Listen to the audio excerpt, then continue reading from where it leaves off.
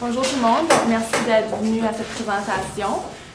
Juste pour vous donner quelques petites indications, le cas a une durée de 20 minutes, donc on apprécierait que vous resteriez dans la salle pour la durée complète.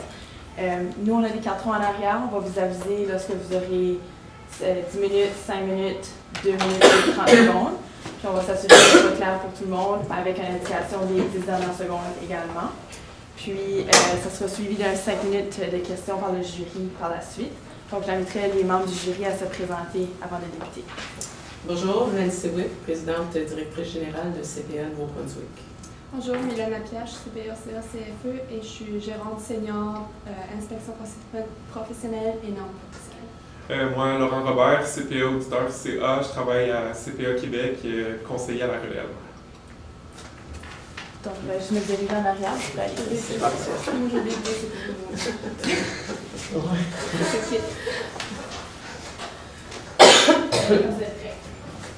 Bonjour, mesdames et messieurs du jury. C'est là vous aviser qu'alors que la présentation sera en anglais, nous vous invitons à poser vos questions en anglais ou en français à la fin de l'appel de questions.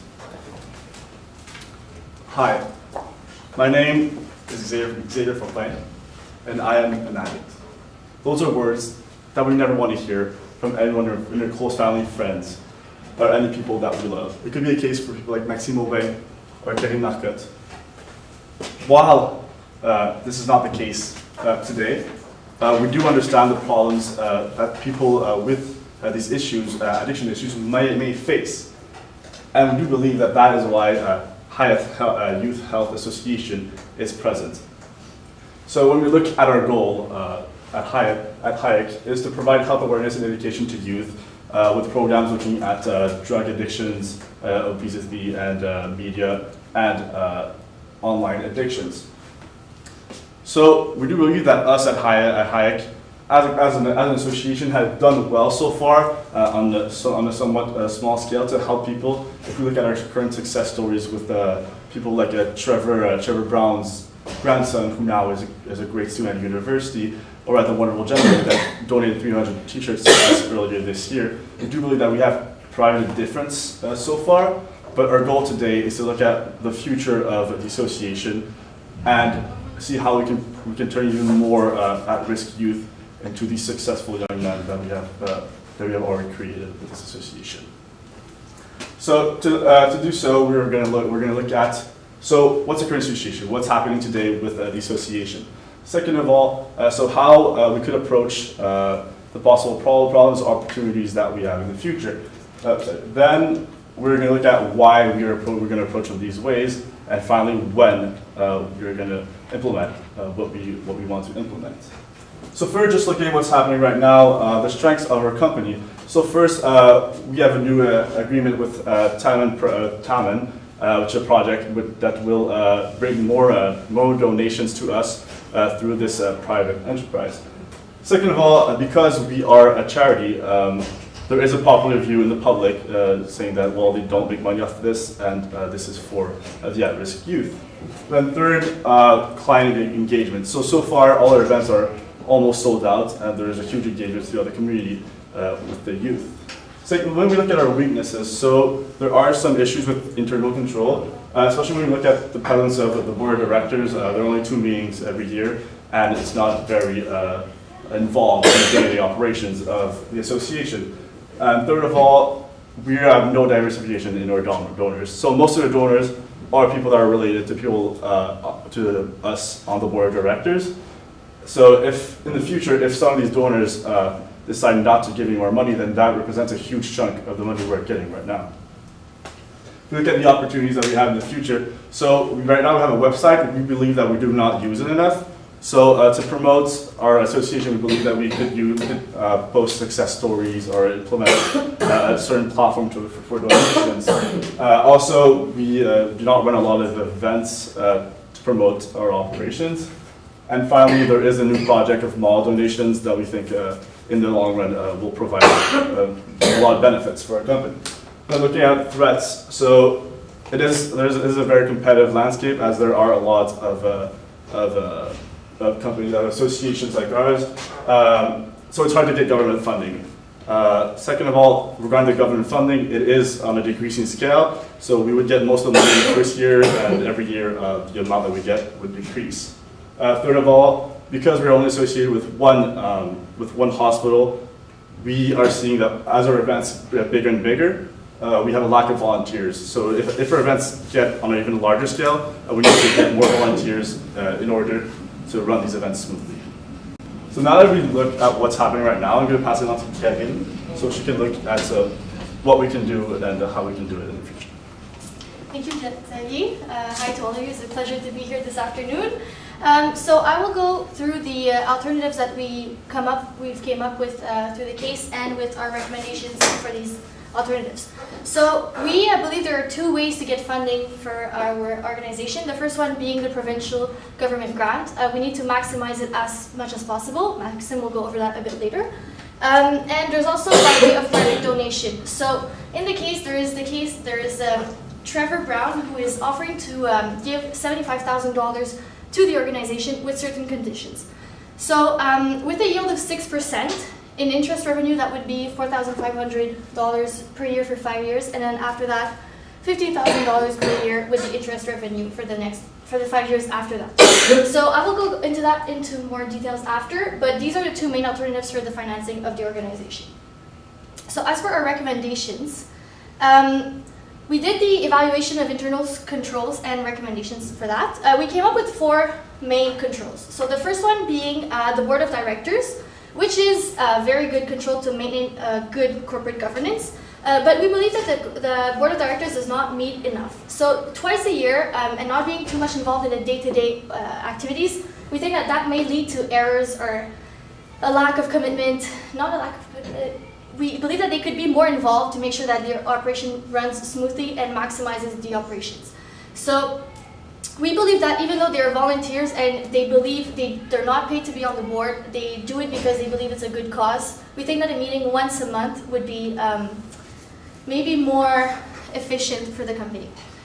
Second of all, the financial statements are prepared with following GAAP, which is very good control. It's also very good because they're going to be ready for potential audit from maybe Trevor Brown or the government, we don't know, but at least they won't have to redo all the financial statements because they're not done properly.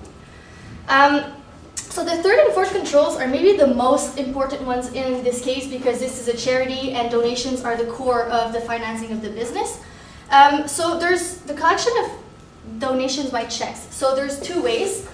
Either they're sent by mail to the receptionist, which is she's the only one that opens them. We think that's good because there's less errors because she's the only one managing the checks, but we also think that there should be a double check to make sure that she doesn't make errors in compiling the numbers and the totals.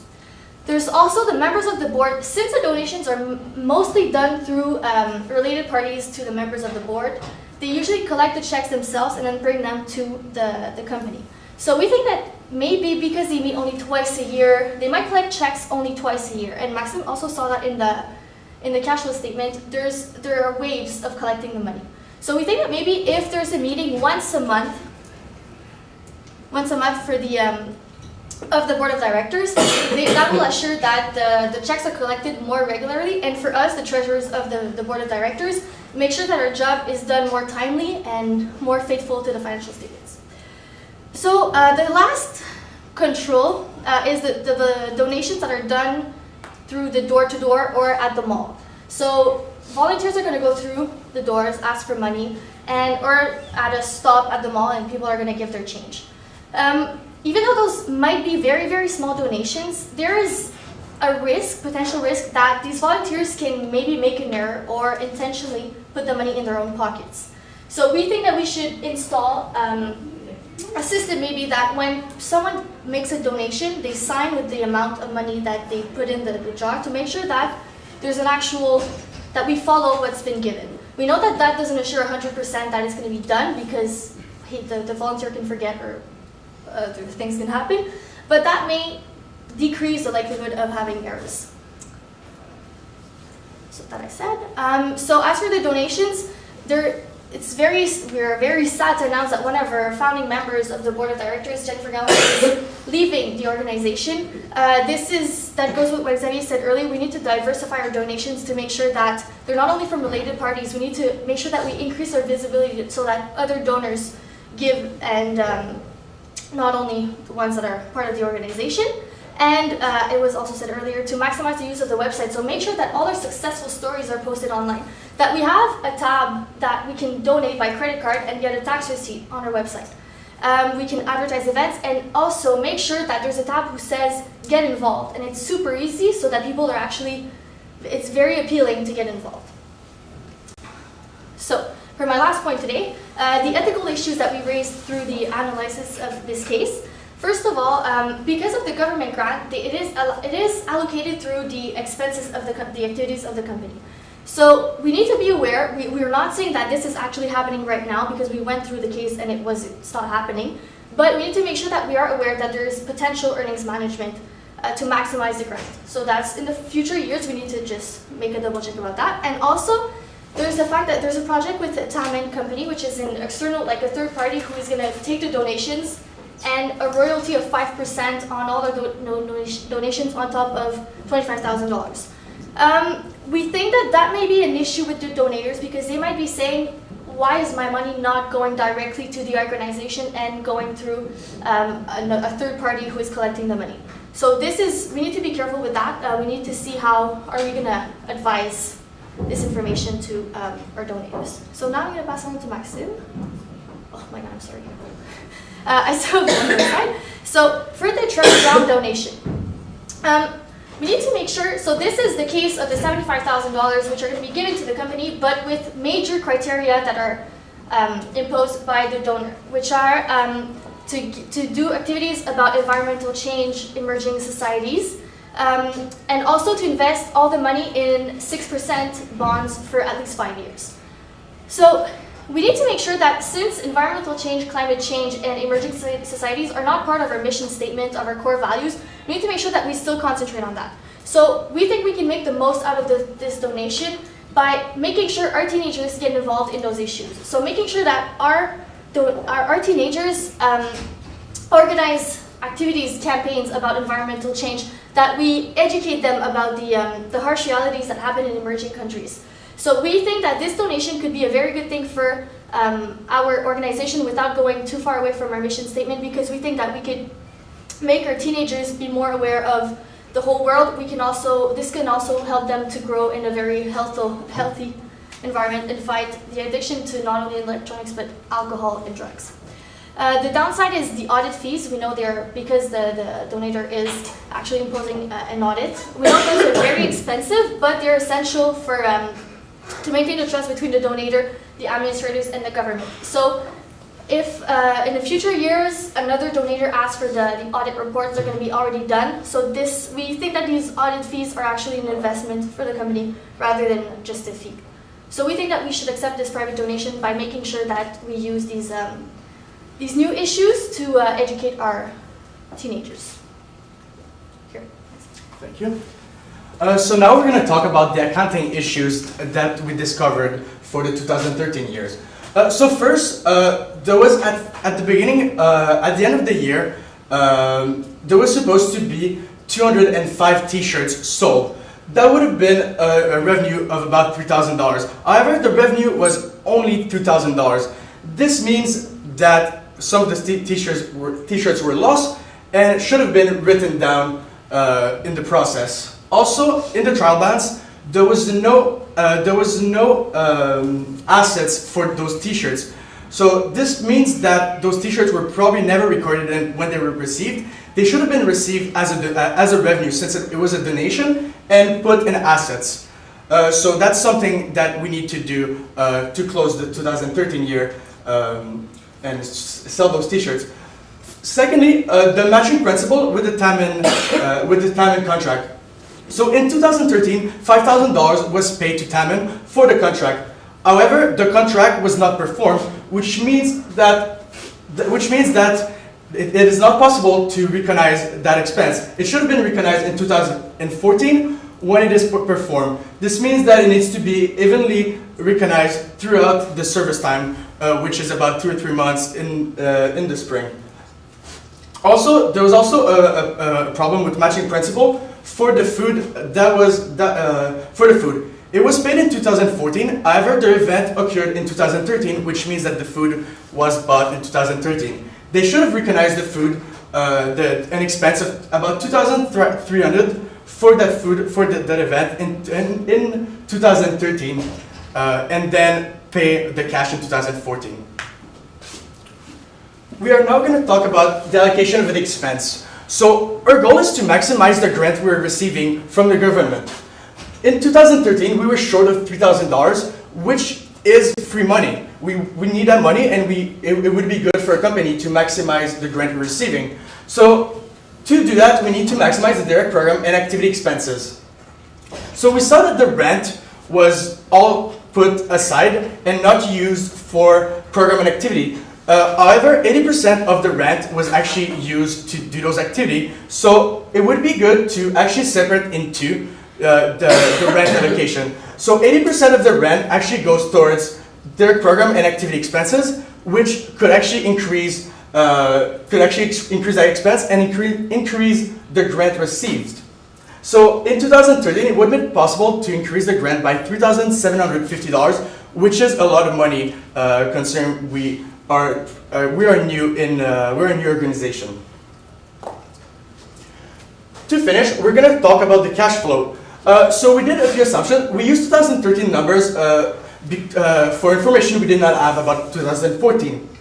So we decided to do that and not do an increase, since we wanted to stay conservative. We do know that it is a new organization, and that those revenue and cash inflows would actually will probably be higher than what we did, but we wanted to stay conservative. We did the 3 scenarios: good, normal, and bad scenario. So for the results, for the optimal, for the first part, we had an inflow of $155,000, and in the worst case, an inflow of only $108,000.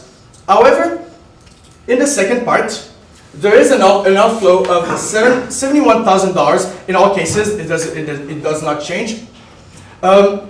So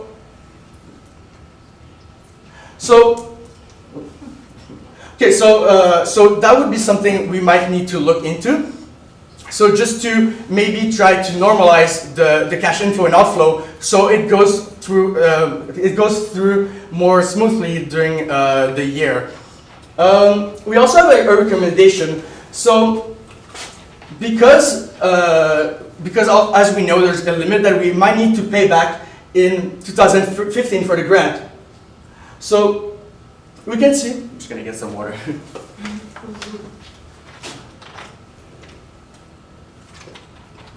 So in 2014, the grant we could receive would be $112,000, which is about 20% of the total revenue. It could be lower than that if we actually increase in other revenue in 2014, but that means that we would have to pay back $28,000 in 2015. It is a lot of cash to pay back to the government, so it could be a good idea to lower the RFF that we're demanding to the government, so that we don't have to pay that much money to the government in 2015. So if we do not do that, we use the full amount, we would have to pay back a big amount, which could have a negative impact on the 2015 activity. Also, in the future, in the long term, it would be a good idea to have less and less dependency on the government grant. As we saw, in 2012, it was 20%. The limit was 20% of the total revenue. However, in 2014, it is now 15%, which means it decreased in the last 2 years. So it would be really important to focus on other way to receive money, to lower our dependency to government grants. So I will now pass it to Xavier so he can talk about the implementation. So, members of the board of directors, ladies and gentlemen, so a lot has been thrown at you today, but let's look at what do we do tomorrow morning. So, Maxime just talked about lowering the dependency to these donors into the government grant. So tomorrow I want to start our mall and a door-to-door project that we talked about that we think will generate future cash flow, and then we want to accept the Trevor Brown donation as we said before. Third of all, we want to correct the accounting issues right away. Then looking at a longer term, 3 to 6 months, we want to develop the internet donation platform. So that goes again with try to diversify our donation pool. Second of all, we want to reach out to more hospitals. So we said that we see a lack of volunteers, and in the region we believe that there are multiple other hospitals that we think would be interested in supporting our cause. So we think that we could reach out to more volunteers and run more events smoothly. Third, so we want to start posting past success stories on our website. So that would show that the association actually works to the donors and make them even want to donate even more. Then for 1 year, once we start generating the revenue from the investment from Trevor Brown's donation, we want to start looking into the environmental and emerging nation events that we will throw. So that being said, so today, so what do we want me to remember from today? Sorry. So cash flows are very cyclical. So beginning and ending of year, we want to change that. Second of all, want to increase internal control, especially the board of director involvement. And third of all, want to accept the donation. So thank you very much for listening to our presentation. Before we end, I just want to say that with our presentation today, we hope that we help change the future, the 3 words that they want to hear, I am an addict, into I am successful, an alumni of the Hayek Association. Thank you very much.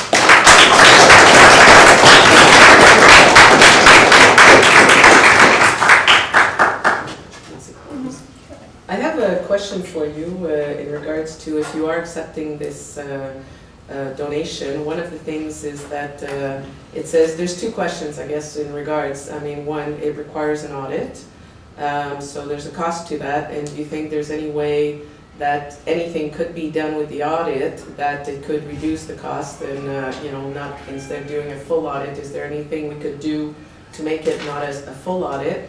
And the second one is they talk that they need to have a clean opinion. And do you think that it would be possible to have a clean opinion, considering that the company has never been, or the organization has never been audited? Do you see that there could be some potential that there would be some restrictions on the financial statements? There would be some stuff. So as for the audit, that's very expensive. We thought of another alternative that would be to maybe form an audit committee through the board of directors of the company. So have 3 independent members of the board that have interests that are not linked, that are completely, that have arm's length relationship with the organization, to maybe them have responsibilities as to the internal audit of the company. So that was an alternative that we thought we could do, maybe negotiate with the donator if he would agree with that, because we know that $75,000 is not a lot of money compared to the cost of a whole audit of the whole organization, because it's never been audited before. And the clean opinion for the auditors, would it be possible for them to have a clean? Yeah, do you think we'll be able to get a clean opinion just by virtue of the fact that it's never been audited, or it's a not-for-profit organization? I believe so. If we hire a third party to make the audit, an audit firm, we believe that they sign up for having a clean opinion. Okay. This is what we pay for, but if it's for sure that if we don't pay for the audit, the likelihood of having a clean opinion is decreased. Okay, thank you. Vous avez rapidement parlé du site web. Je voulais savoir c'était comment qui allait être comptabilisé. Est-ce que vous allez le plus passer en charge? Vous voyez que ce serait peut-être possible de le capitaliser, donc de le comptabiliser dans les actifs de l'entreprise? Non, dans le fond, on ne peut pas vraiment le capitaliser vu que c'est nous qui va le faire nous-mêmes. C'est sûr, vu qu'on va probablement... en fait, ça dépend qu'est-ce qu'on veut faire. Si on veut prendre une autre compagnie à l'extérieur, là, on va pouvoir le capitaliser. Si on veut le faire nous-mêmes à l'interne, qu'il va falloir, c'est sûr, prendre des gens, avoir de nouveaux employés, on va pas pouvoir... Parce que dans la BV, il me semble que c'était marqué les consultants IT. Ouais. OK, ben c'est sûr, OK. Oui, c'est sûr, on peut le capitaliser si c'est à l'extérieur. OK. Mais si on fait un site web, c'est sûr, le but, ce serait de faire un chiffre vers l'Internet pour qu'il y ait plus de donations. Donc, ça pourrait être quand même une bonne idée d'avoir un nouvel employé ou, dans le fond, d'avoir, ou dans le futur, dans le long terme, d'avoir notre propre employé d'IT pour pouvoir répondre à la demande plus facilement et plus rapidement. OK. Puis une dernière question concernant encore la comptabilisation. Tu sais, il y a des bénévoles qui participent aux activités, qui donnent de leur temps. On parlait des médecins et des nutritionnistes qui participent aux activités. Est-ce que le don en temps, ça peut être comptabilisé dans les produits ou ça peut... Ça l'avait... Selon nous, Comme ça n'était pas dans ce qu'on a vu dans le balance sheet, moi, je pense pas que ça peut être comptabilisé.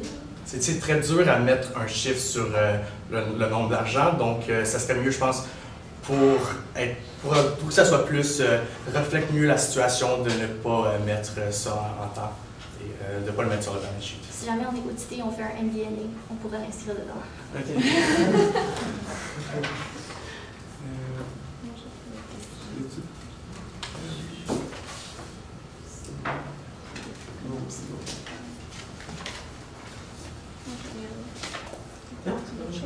Non, c'est bon.